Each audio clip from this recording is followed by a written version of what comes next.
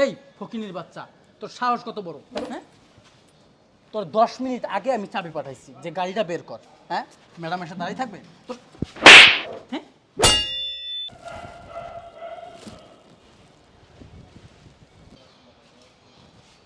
কি ব্যাপার ইসমাইল সাহেব, গাড়িটা এখনো বের করা হয়নি কেন? ম্যাডাম আপনি দাঁড়ান, আমি 1 মিনিট দেখতেছি। এই ফকিনির বাচ্চা, তোর সাহস কত বড়? হ্যাঁ, তোর 10 মিনিট আগে আমি চাবি পাঠাইছি যে গাড়িটা বের কর। হ্যাঁ, ম্যাডাম এসে দাঁড়িয়ে থাকবে তোর?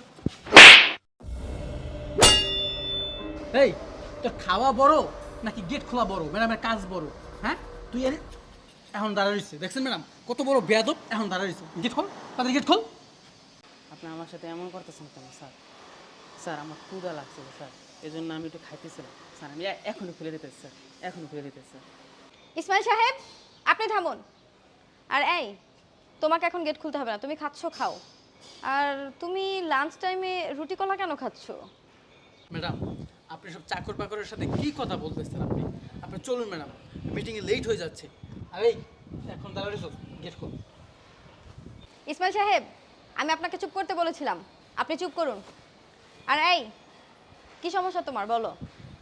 ম্যাডাম আমি তো রান্না করতে পারি না ম্যাডাম, এই জন্য রুটি কলা খাচ্ছি। কেন, তোমার বাসায় কেউ নেই?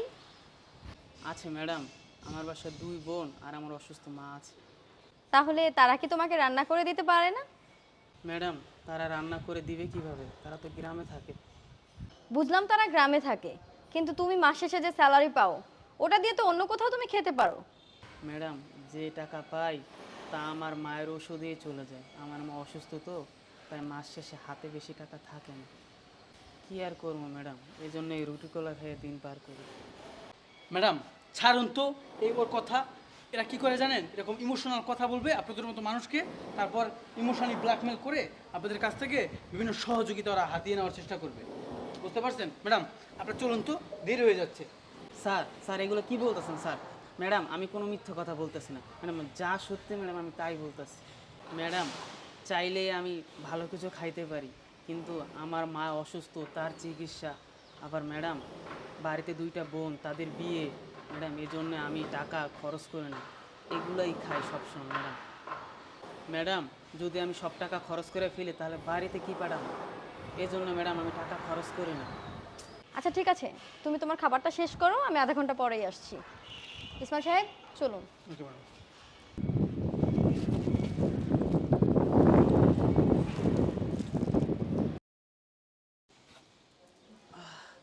খাবারটা শেষ করছি, গাড়িটা এখন বের করতে হইবে।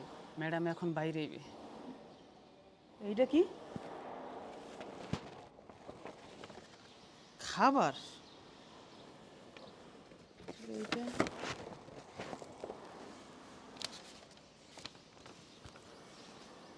মেরাজ, খাবারটা তোমার জন্য আমি পাঠিয়েছি, তোমার ম্যাম। আজ থেকে তোমার আর কষ্ট করে রুটি কলা খেয়ে থাকতে হবে না। কাল থেকে প্রতিদিন দুপুরেই তোমার জন্য আমি লাঞ্চ পাঠিয়ে দেব। তুমি প্রতিদিন খেয়ে নিলে আমার ভালো লাগবে, আমার মনে হবে আমি আমার ভাইকে খাওয়াচ্ছি। আর হ্যাঁ, তুমিও এটা মনে করবে যে তোমার আরেক বোন তোমার জন্য খাবার পাঠাচ্ছে।